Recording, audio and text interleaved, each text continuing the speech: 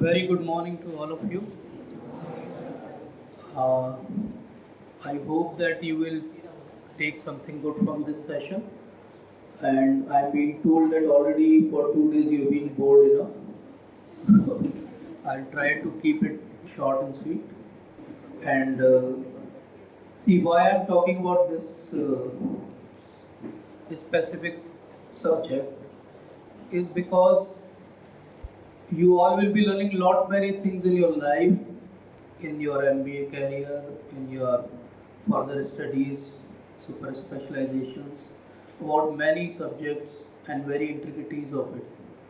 But for me, almost since 30 years when I am exploring life, the most intricate thing about our existence is our life. Why I am saying so? Because I'm a trained doctor, I'm a super specialist surgeon. I operate on small kids, newborns with congenital anomalies. So I see they are struggling for life. During my general surgery career, all these years, I have seen so many deaths also and so many births also. So at least I can say that I have some perspective about life which I can give to you. And also, I am not here just to give, I am here to take because you have management skills which I can learn from you. I know that none of us can function well if there is no management. So you all will learn about external management, lot of things, theories, and many concepts in your whole this course throughout. But what about internal management? So let's today together explore how to do that internal management. Because if you are internally managed, then only you will be externally managed. So what I have done is I have divided my talk into basically three parts. Not a long talk. I will just give you some pointers to think about, so that you think about these points when you have free time. You you may take them as guidepost or some motivation also. If you have some time in your life feeling that everything is not going well as I have planned. So let's start today's session. Next slide. Can I keep it here? I will change. नहीं आया. Okay. So let's together. First we will chant this mantra. Why this mantra? Because like computer, there is some booting software. When you on it, it boots on. This is the booting software for learning. If you want to learn something, this is how our body is programmed to go through. So let's close our eyes and together we chant, or maybe open your eyes if you don't know this mantra. So let's repeat along with me. ॐ अज्ञानतिमिरन्धस्य ज्ञानाञ्जनशलाकया चक्षुरुन्मिलितं येन तस्मै श्रीगुरुवे नमः. Thank you so much. Next. So you all will be becoming masters of business administration. But what about becoming master of your own life and your own destiny? I want you all to become master of your destiny also, not only of external management. Next slide. So there will be many departments. Yesterday I was talking with sir and he told me there is a finance, there is human resource operations, so many different specialization from second year of your life. So these all things will be there in your career. But what about particularly life? Everybody is living here. None of is non-living person here, no? So all of us are living. So what is life? Can I ask any one of you, madam, will you tell what is life? So life is. I can't give the exact answer. Yeah, thank you so much. This is the honest answer. Yeah. So life is a journey of complex uncertainties. So your becoming an MBA was uncertainty, or you had planned it? So how it is uncertainty? Anyone else? Yeah. Cycle of birth till death can be called life. Yeah, very nice. This is again a very straightforward answer. Next slide, please. So, birth, life और living and die. Living बीच का हिस्सा है, birth जो है पहला हिस्सा है, death दूसरा हिस्सा है. जैसे हम एक लाइन ड्रॉ करते हैं पॉइंट बी से पॉइंट डी. पॉइंट बी क्या है? बर्थ है. पॉइंट डी क्या है? डेथ है. अब ये किसकी लाइन कितनी लंबी रहेगी? कोई 100 ईयर्स जिएगा, कोई 80 ईयर्स जिएगा, कोई बेचारा एक आध महीने जिएगा. तो बी से डी की जो डिस्टेंस है वही हमारी लाइफ है. ये बेसिक अंडरस्टैंडिंग हम ले सकते हैं. अब मुझे ये भी पता चला कि maximum of you are from finance background. So actually all your career you will be doing what? You will be balancing these things only, balancing sheet and ledgers. This is how your life will go on from henceforth if you go into all these details. So same thing is about life. Life में भी कुछ liabilities हैं, कुछ assets हैं, कुछ limitations हैं, कुछ problems हैं. For today's discussion I will take you that life is just like writing a sentence. Repeat after me. Life is like writing a sentence. Why I am saying so? Because life का जो पहला word है वो तो हमारे parents ने, भगवान ने लिख दिया जब आपकी बर्थ हुई, आपका नाम रख दिया. उसके आगे की स्टोरी आपको लिखनी है. आप कैसी स्टोरी लिखोगे, कहाँ तक लिखोगे, लिखोगे कि नहीं लिखोगे, कोई और लिखेगा आपकी स्टोरी या आपके हाथ में. तो लाइफ क्या है? लाइफ एक पॉइंट बी है बर्थ, एक पॉइंट डी है डेथ, उसके बीच का ड्यूरेशन है लाइफ.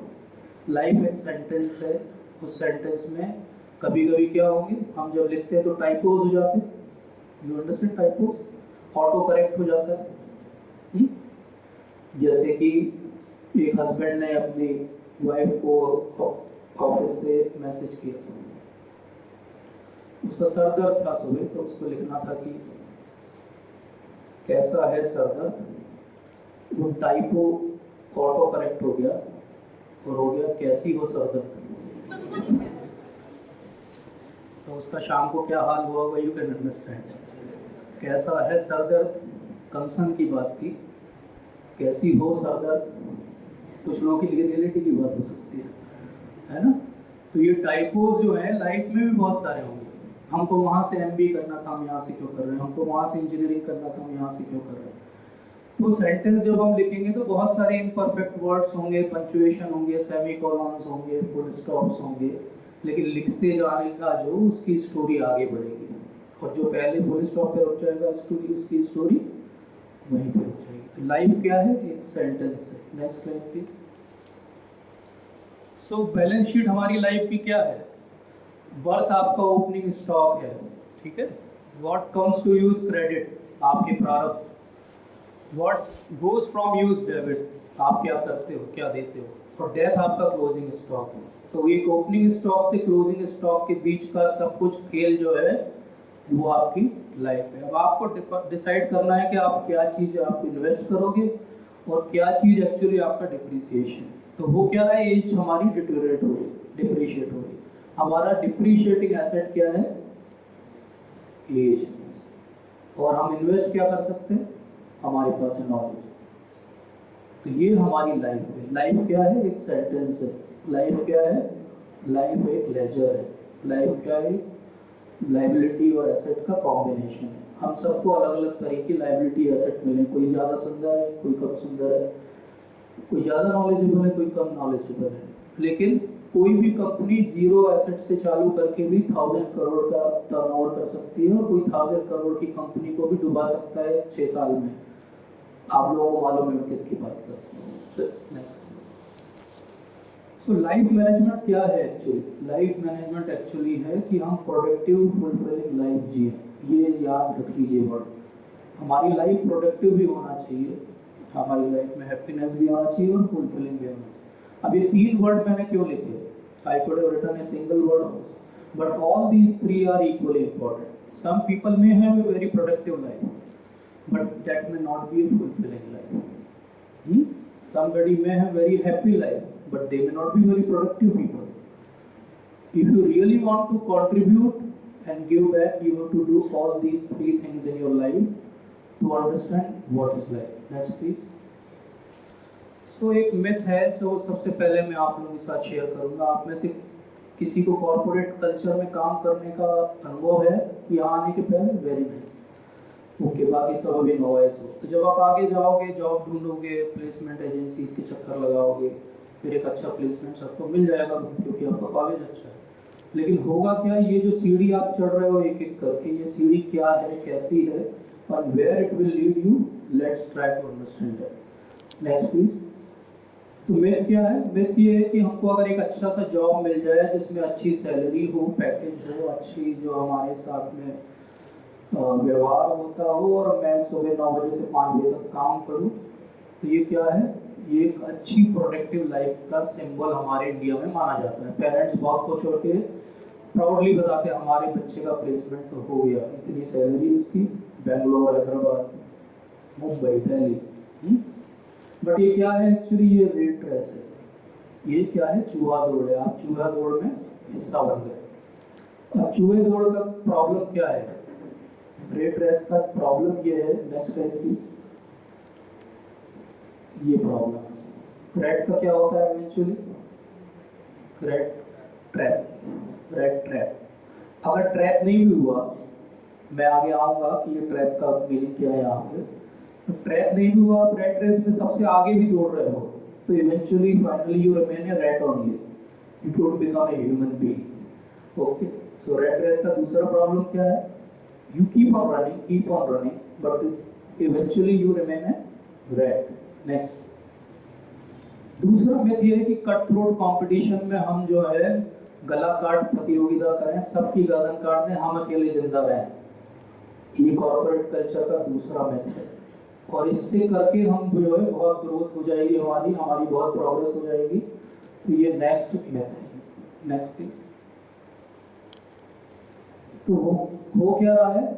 जैसे गाजर आगे लटकी हुई है आपके, ऐसे आपको दिखता रहता है कि अभी तो मैं बहुत नवाइज हूँ, अप्रेंटिस हूँ, इंटर्न करके मैंने ज्वाइन किया कंपनी, फिर इसके बाद में मैं एक सेक्शन का इंचार्ज बनूंगा, उसके बाद में मैं और ऊपर जाऊंगा, फिर मैं ऊपर जाऊंगा, सीईओ भी बन सकता हूँ, कंपनी भी फ्लिप कर सकता हूँ, सब कर सकता हूँ, क्योंकि मुझे क्या चाहिए?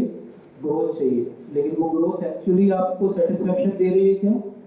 वो कभी आपको सेटिस्फेक्शन नहीं दे रही। वो ऐसी गाजर जैसी लटकी हुई है जिसके पीछे आप भागते रहोगे। Next please.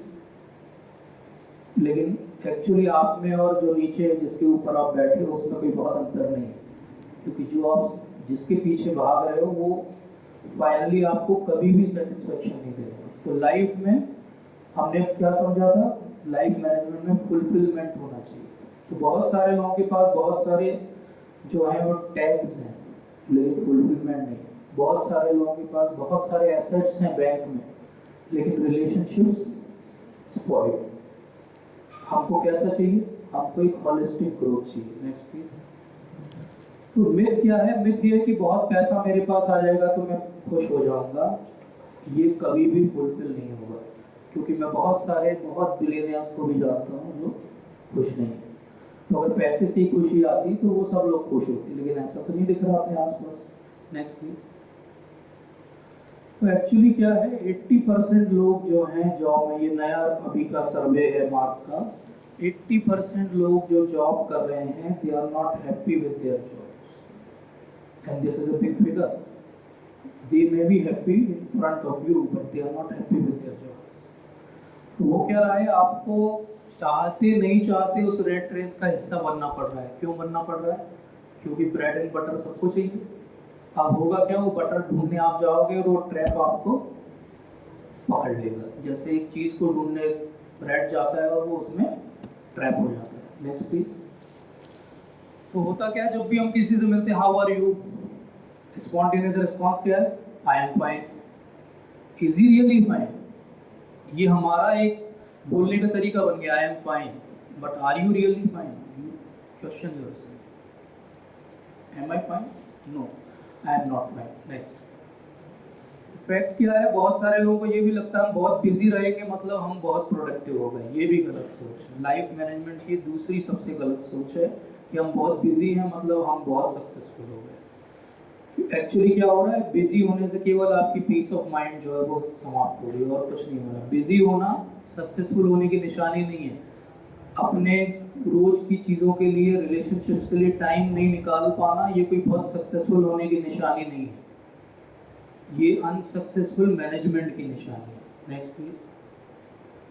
और इसीलिए बहुत सारे लोग सीरियस स्टेप्स भी कर जाते हैं। हम लोग हर महीने एक दो बार पेपर में पढ़ते हैं कि मास सुसाइड कर लिया फैमिली ने, लोन्स थे, एजुकेटेड लोग थे। ये का ग्राफ देखिए अभी का नेशनल क्राइम रिकॉर्ड ब्यूरो का, 80% जो सुसाइड होते हैं वो एजुकेटेड लोग करते हैं, 20% लोग जो अनएजुकेटेड है वो सुसाइड करते हैं। तो ये कुछ ना कुछ हमारी फेलियर है। Next please.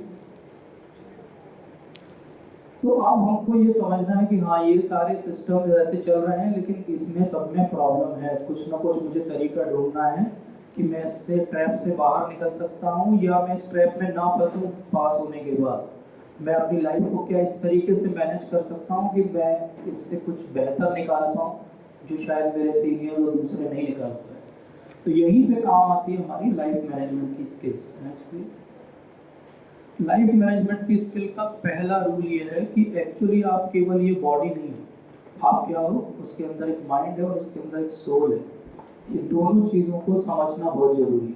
नॉर्मली हम क्या करते हैं, हम यही समझते हैं कि लाइफ केवल एक बॉडी है, तो बॉडी की नीड्स रिक्वायरमेंट फुलफिल हो जाए मतलब हमारा लाइफ क्या हो गया, मैनेज हो गया।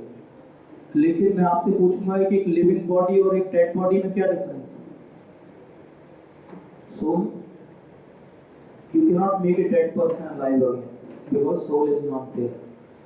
If you are not taking care of your soul, you are partly managing your life, and that's why you remain always frustrated. Next please. तो एक ही क्वेश्चन सबसे पहले उठते पूछना चाहिए कि मेरी आज सुबह उठने की रीज़न क्या है, मैं क्यों उठता हूँ सुबह। अगर मेरी सुबह उठने की रीज़न है कि मुझे मनी चाहिए, पावर चाहिए, मेरी सुबह उठने की रीज़न है कि मुझे रिस्पेक्ट चाहिए, तो सॉरी टू से बट ये सारी गलत रीज़न है सुबह उठने की। क्योंकि ये सारी चीज़ें आपको कभी भी फुलफिलिंग सेटिस्फेक्शन नहीं दे सकती। तो पहला क्वेश्चन क्या है लाइफ मैनेजमेंट का, मैं सुबह क्यों उठता हूँ। और आखिरी क्वेश्चन क्या है, सोते टाइम में आराम से सो रहा हूँ या नहीं सो रहा हूँ। ये दो क्वेश्चन जिसने सॉल्व कर दिए उसकी लाइफ मैनेज हो जाएगी, और ये दो क्वेश्चन जिसके मैनेज नहीं है उसकी लाइफ एक्चुअली मैनेज नहीं है। He may show that he is managing well. Next please. So I will take you to this Maslow's pyramid. How many of you know about this? Have you heard about this? Very nice. So we have different needs in our life. Okay. Few things are just physiological needs. खाना पीना सोना। उसके ऊपर आती है हमारी safety की needs, कि खाना पीना मिल जाए तो मुझे शेल्टर मिल जाए, मेरी सेफ्टी रहे वेदर से, मेरे जो एसेट्स हैं वो प्रोटेक्टेड रहें। ये नेक्स्ट नीड है हमारी। जिसके पास खाना पीना नहीं है उसको सेफ्टी की चिंता नहीं है अभी, ठीक है। तो ये एक के ऊपर एक ऐसी सीढ़ियाँ हैं, ऐसा समझो। पहला हमारी बेसिक फिजियोलॉजिकल नीड्स पूरी हो, फिर उसके बाद आता है कि हमारी सेफ्टी की नीड्स पूरी, उसके बाद आता है कि हमें कोई लाइक करे, हमारा कोई रिकॉग्निशन हो, ये उसके ऊपर की नीड है। जो भूखा है उसको अभी ये मतलब नहीं कि उसकी फेसबुक पे कितने लाइक्स हैं, उसको पहले मतलब है कि मेरी प्लेट में खाना है कि नहीं। उसके बाद आता है कि मेरा रिस्पेक्ट बना रहे, मेरी सेल्फ एस्टीम को कोई नुकसान ना पहुंचाए। बेचारा गरीब आदमी हो, आप उसको दुत्कार भी दो लेकिन रोटी दे दोगे तो वो थैंक यू बोल के चला जाएगा। लेकिन ऐसा हमारे साथ नहीं होगा, क्योंकि हमारे पास रोटी का इंतजाम है। क्यों? क्योंकि हमारी नीड्स सब बढ़ गई। तो ज़्यादातर लोग फिजियोलॉजिकल, सेफ्टी नीड, लव, यहाँ तक तो समझते हैं अपनी लाइफ को। बहुत कम लोग हैं जो ये समझते हैं कि एस्टीम और सेल्फ एक्चुअलाइजेशन, रियली मेरा पर्पस इस लाइफ में क्या है, ये बहुत कम लोग समझते हैं। तो लाइफ में हमारे 2 दिन सबसे इम्पोर्टेंट होते हैं। पहला दिन जिस दिन हम पैदा हुए, और दूसरा दिन जिस दिन हमें पता चले कि मैं क्यों पैदा हुआ। ठीक है, जिस दिन आपको ये पता चल जाए कि मैं क्यों पैदा हुआ इस धरती पे, उस दिन आप पिरामिड के सबसे ऊपर हो। तो जब तक वहाँ नहीं पहुँचे हो आपने अपनी लाइफ को अपनी एक्सप्लोर ही नहीं किया। और ये आप देखो कि फिजियोलॉजिकल, सेफ्टी, ये सब बॉडी की रिक्वायरमेंट्स, लव, बिलोंगिंग, एस्टीम, ये माइंड के लेवल की चीज़ें हैं, और सेल्फ एक्चुअलाइजेशन सोल का काम है। तो इसलिए तीनों लेवल को अच्छे से समझना लाइफ मैनेजमेंट।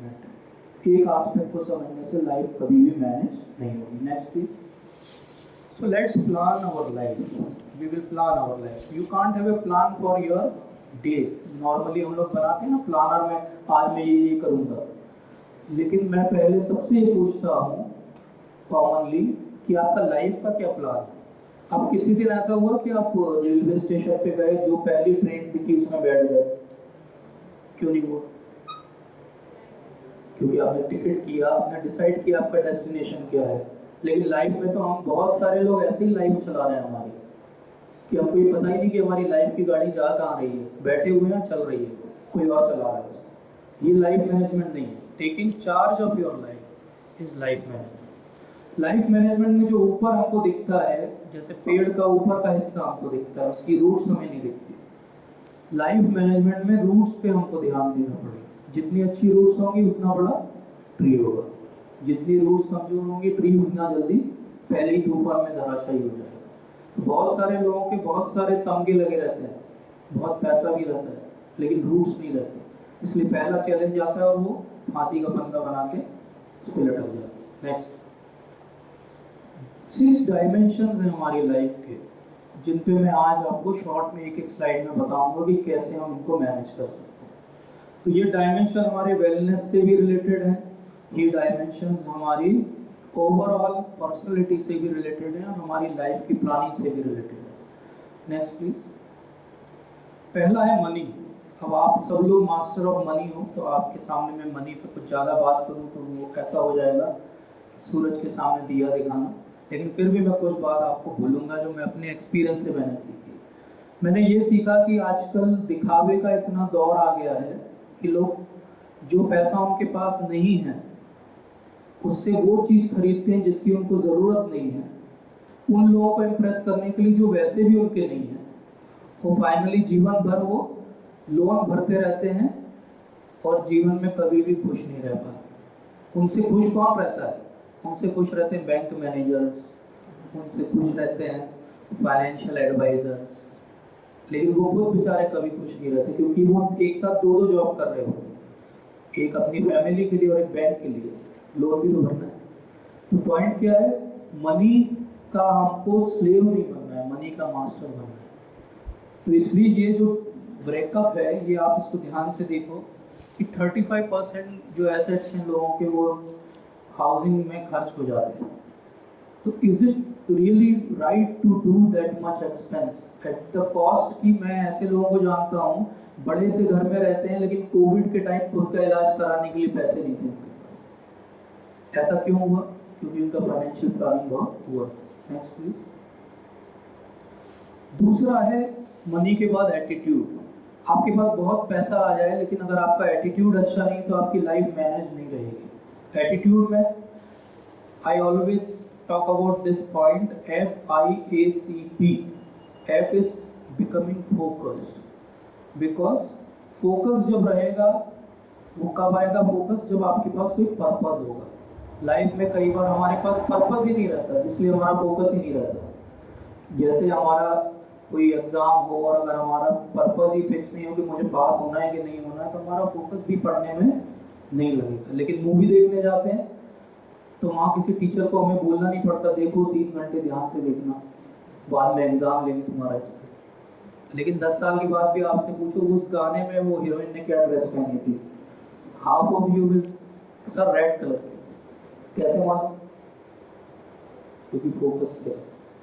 दूसरा आपको इनोवेटिव, कमिटेड, अडॉप्टिव, पॉजिटिव, ये तो अंडरस्टूड टर्म्स हैं। तो एटीट्यूड कैसा होना चाहिए? हमारा एटीट्यूड पॉजिटिव एटीट्यूड होना चाहिए। लाइफ को लेके कई बार हम लोग बहुत नेगेटिव हो जाते हैं, बेरोजगारी बहुत है, प्रॉब्लम बहुत है, क्या होगा मेरा, कुछ होगा नहीं होगा, सबका अच्छा होगा, डोंट वरी। अगर आपके सर पे छत है और आपके पास दिन में 2 बार खाने का इंतजाम है, और अगर आपको कल के लिए नहीं सोचना पड़ता कि मैं क्या खाऊंगा, आप उन 99% लोगों से ज़्यादा अच्छे हो दुनिया में, जिनको ये सारे चैलेंज रोज लेने पड़ते हैं। Next please.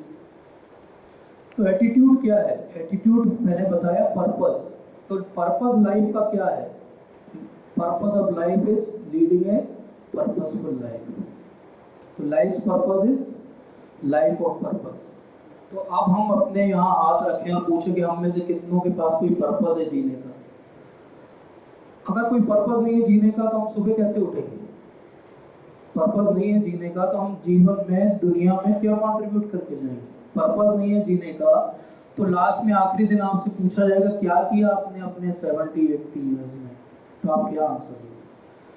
तो इसलिए बहुत ज़रूरी है कि आप एक पर्पस को ढूंढें अपनी लाइफ में, क्योंकि आपका एटीट्यूड आपका एल्टीट्यूड डिसाइड करेगा। आपका एटीट्यूड कैसा है उस हिसाब से आप कहाँ तक पहुँचोगे वो डिसाइड होगा। आपके कॉन्टेक्ट डिसाइड नहीं करेंगे, आपका जन्म डिसाइड नहीं करेगा, आपका पैसा डिसाइड नहीं करेगा, आपके पेरेंट्स का इन्फ्लुएंस डिसाइड नहीं करेगा।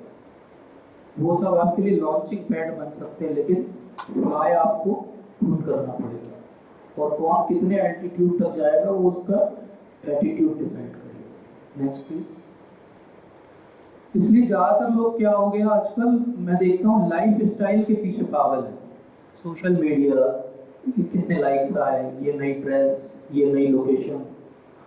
हमें लाइफ स्टाइल के पीछे नहीं भागना, हमें लाइफ के पीछे भागना है। लाइफ स्टाइल के पीछे भागते भागते हमारी लाइफ कहीं पीछे छूट गई। हम ये ज़्यादा बिजी हैं, कहीं घूमने जाते हैं कि मेरी सेल्फी कैसी आ रही है और कितने लाइक आए, बजाय इसके कि हम उस एरिया को, उस चीज़ को एंजॉय करें। Next please. तो 1980s में ऐसा हुआ करता था, कोई फैमिली का गेट टुगेदर होता था, और 2014 ऑनवर्ड अब गेट टुगेदर ऐसे होते हैं। आपके साथ ये एक्सपीरियंस हुआ? मैं तो जब भी किसी रेस्टोरेंट में जाता हूँ आसपास के टेबल्स पे देखता हूँ, आउटिंग के लिए आए हैं लेकिन हर कोई अपने मोबाइल में बिजी फोटो खींच के डाल रहा है। कोई दूसरा दूर बैठा लंदन में उसको लाइक करता है नहीं करता है, उससे वो डिसाइड करता है कि वो उसका आज का दिन अच्छा जाएगा कि नहीं जाएगा। उसके बाजू में जो बैठा है उसको क्या लग रहा है अच्छा, उससे उसको कोई लेना देना नहीं। तो ये क्या हो गया? ये लाइफ स्टाइल हो गई, वो लाइफ हो गई। आप चूज करो, आपको मैनेजमेंट लाइफ स्टाइल का करना है तो मुश्किल है बहुत, लाइफ का करना है बहुत ईजी। Next please. तो इसलिए अगला टिप है नेचुरल रहो। हम सब अपने यूनिक एसेट्स के साथ पैदा हुए हैं। किसी को बोलना अच्छा आता होगा, किसी को डांस करना अच्छा आता होगा, किसी को म्यूजिक, किसी को एक बार पढ़ के याद हो जाता होगा, कोई सुंदर दिखता होगा, कोई उतना सुंदर नहीं भी दिखता होगा, कोई बहुत अच्छा लिखता होगा, कोई बहुत अच्छी पेंटिंग बनाता होगा। हम सब के पास एक एक यूनिक एसेट है। उसके लिए नेचुरल रहो। हम कई बार क्या करते हैं, हम दूसरों के जैसा बनना चाहते हैं, हम दूसरों की लाइफ को जीना चाहते हैं। तो जब हम दूसरों की लाइफ को जीते हैं तो हमारे अंदर पैशन नहीं है, क्योंकि हम तो कॉपी कैट बन गए। क्या बन गए? कॉपी कैट बन गए। कॉलेजेस में बहुत कॉमन होता है कि कोई एक अच्छा सक्सेसफुल फेमस दिख रहा है लड़का लड़की, तो हर कोई उसके जैसा बनना चाहते हैं। Next please. तो एक्चुअली आपका समय बहुत कम है आपके पास में, उस समय को दूसरों की ज़िंदगी जीने में व्यर्थ मत करिए। अपनी ज़िंदगी की कहानी, सेंटेंस को लिखना जारी रखिए, वो ज़्यादा ज़रूरी है। क्योंकि जब आपके अंदर कुछ चेंज होगा तब आपके बाहर कुछ चेंज होगा। जब तक आपके अंदर ही चेंज नहीं होगा बाहर कुछ भी चेंज नहीं होगा। तो हम कंप्लेनिंग एटीट्यूड में दिन भर रह सकते हैं लेकिन उससे कुछ भी नहीं बदलेगा। हमारा एरिया ऑफ कंसर्न हमें डिसाइड होना चाहिए, क्या हम बदल सकते हैं, और एरिया ऑफ इन्फ्लुएंस, क्या हम इन्फ्लुएंस कर सकते हैं। और उसके बियॉन्ड जो कुछ है दुनिया, वो पुतिन ने रशिया से यूक्रेन पे वॉर किया है, आपकी सुनने वाला है क्या उसमें? तो why you discuss that? You discuss कि आप अपनी लाइफ में क्या करने वाले हो, आप कौन सी लड़ाई लड़ने वाले हो। नेक्स्ट। तो एक कॉन्सेप्ट है, कितने लोगों को पता है ये कॉन्सेप्ट? इसको कहते हैं इकिगाई, जापानीज टर्म है ये जापानीज टर्म ये बताता है कि बहुत सारी चीज़ें हमें अच्छी लगती है करने में, बहुत सारी चीज़ों में हम अच्छे होते हैं, मतलब हमारे रिजल्ट्स अच्छे, बहुत सारी चीज़ें जिनको दुनिया को ज़रूरत है आपकी, और बहुत सारी चीज़ें जिसमें आपको पैसा मिलता है। अब जिस चीज़ में अच्छा पैसा मिलता है और आप अच्छे होते हो करने में, उसको हम कहते हैं प्रोफेशन। ये क्या है? हमारा प्रोफेशन। और जिस चीज़ के लिए आपको पैसा मिले और जिस चीज़ की दुनिया को ज़रूरत है उसको कहते हैं वोकेशन। आप बहुत अच्छे नहीं हो तो भी आपका जीवन चल जाएगा। कुछ चीज़ें होती हैं जो आपको अच्छी लगती है करने में, दुनिया को भी उसकी ज़रूरत है लेकिन उससे पैसा नहीं मिलता, उनको कहते हैं मिशन। और कुछ चीज़ें जिनमें आप अच्छे होते हो और जिनको आपको करना अच्छा लगता है, हो सकता है दुनिया को उसकी कोई ज़रूरत नहीं, जैसे पेंटिंग, म्यूज़िक, ये है पैशन।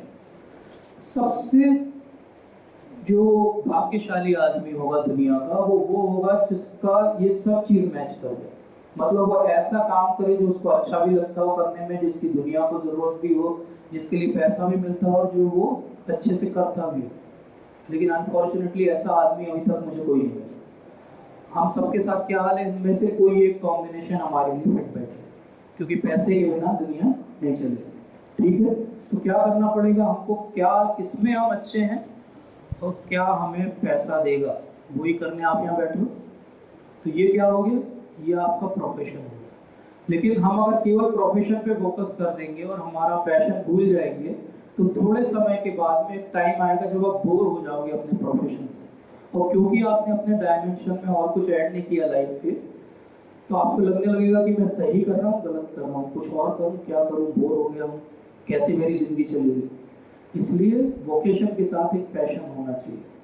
क्योंकि आप ये समझो कि अगर आप अगले 40-50 ईयर्स तक अपने जॉब मार्केट में रहोगे, तो it amounts to around 90,000 hours.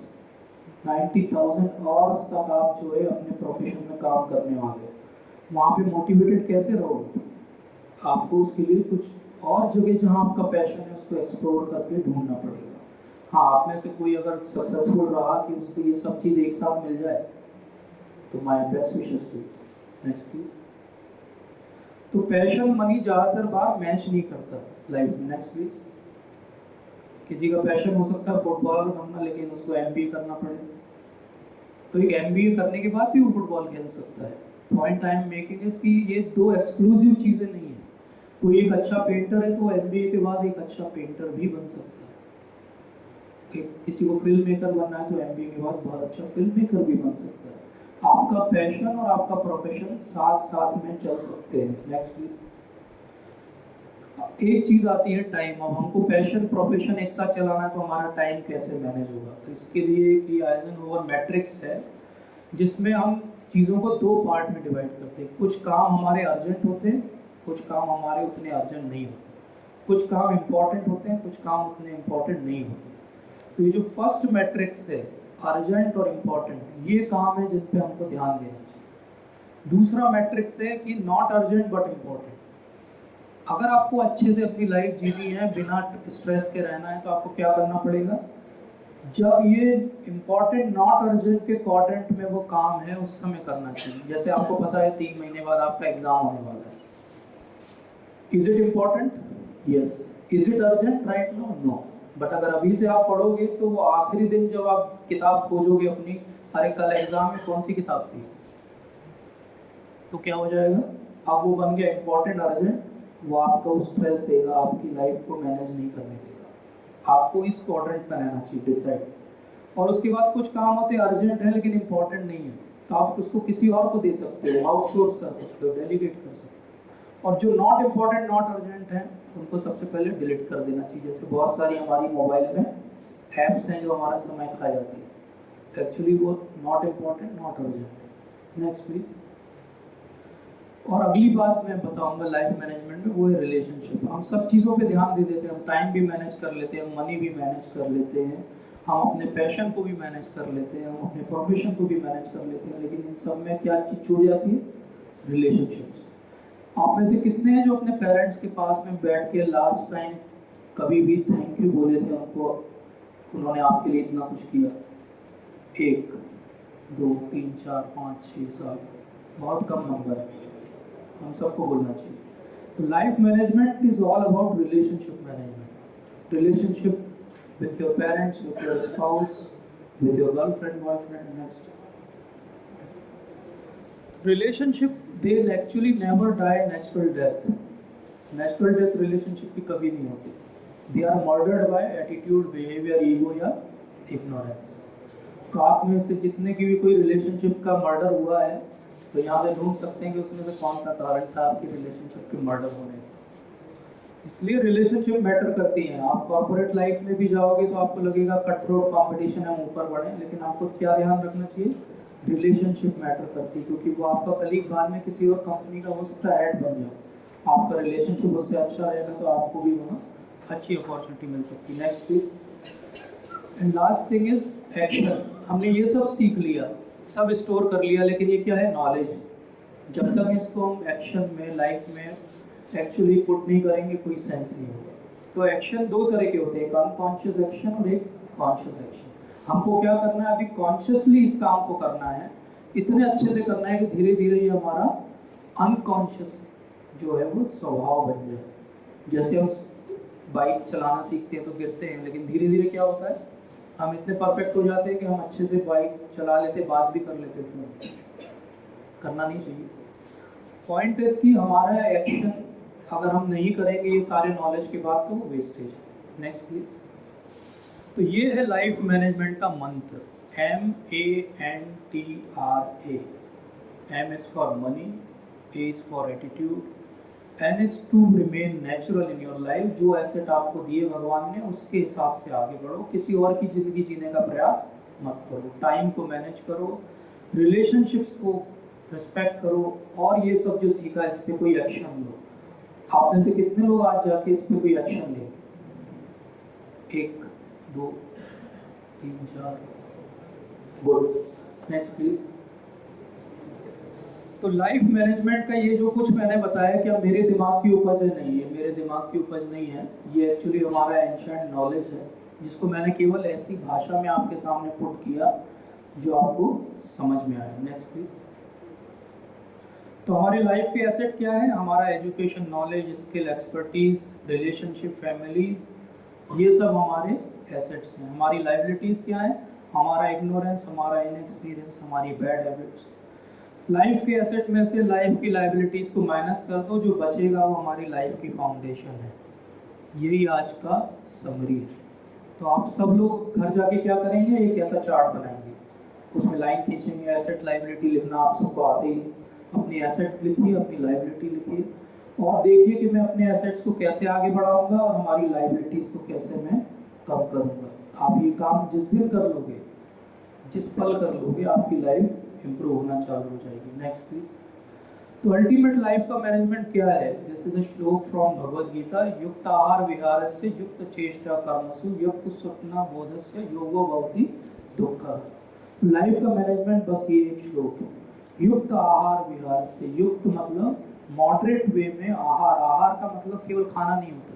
आहार का मतलब हम अपने सारे सेंसेस से जो भी अंदर ले, हमारी आईज से जो अंदर जा रहा है, हमारे ईयर्स से जो अंदर जा रहा है, सब पे आपको एक फिल्टर लगाना पड़ेगा, तब आपका सोल जो है वो सेटिस्फाइड रहेगा। Next please. तो हमने यहाँ से कहानी शुरू की थी, बर्थ, लाइफ या लिविंग और डेथ।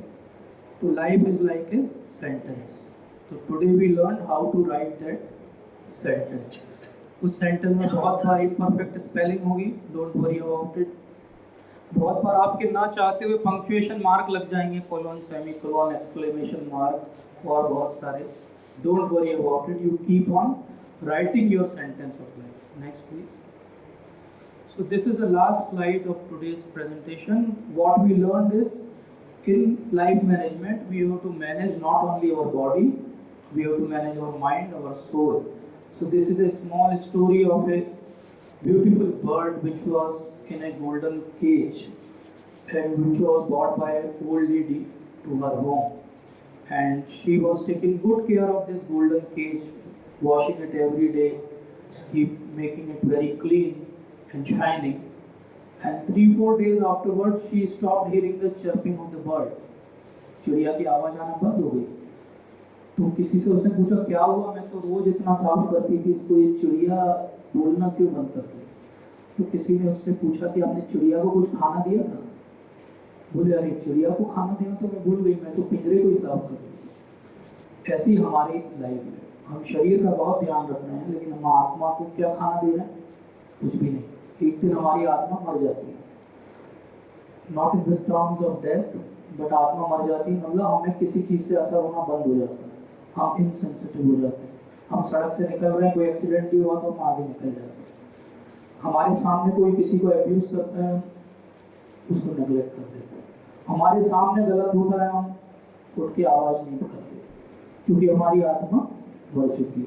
क्यों? क्योंकि हम शरीर के पिंजरे को बहुत साफ कर रहे हैं, लेकिन अंदर बैठे हुए चिड़िया का कोई ध्यान नहीं रखता है।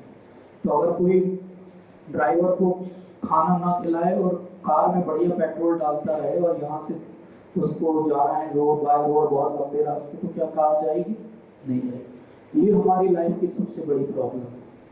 जहाँ ध्यान देना चाहिए वहाँ हम बिल्कुल ध्यान नहीं दे रहे हैं। समाव हमारा कैरिकुलम ही ऐसा बना हुआ है कि हमें उन टॉपिक्स में कभी बात ही करने को नहीं मिली। Next please.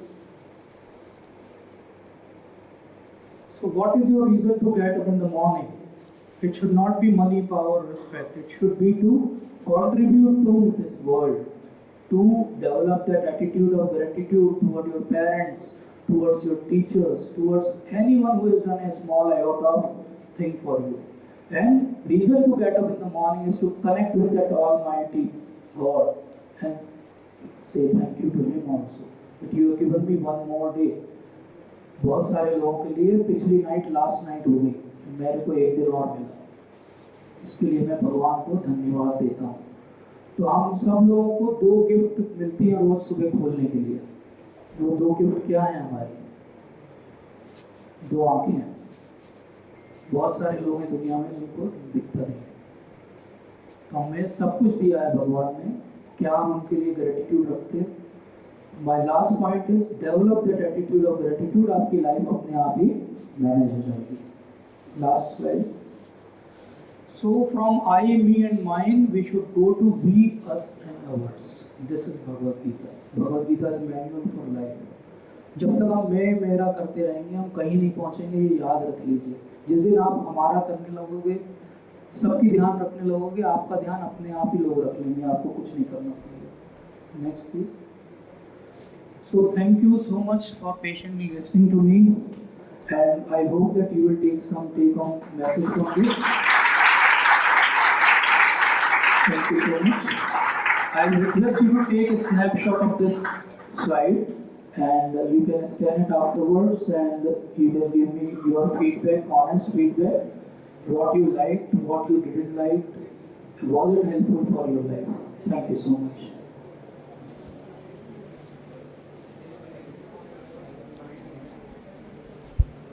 Thank you, sir, for your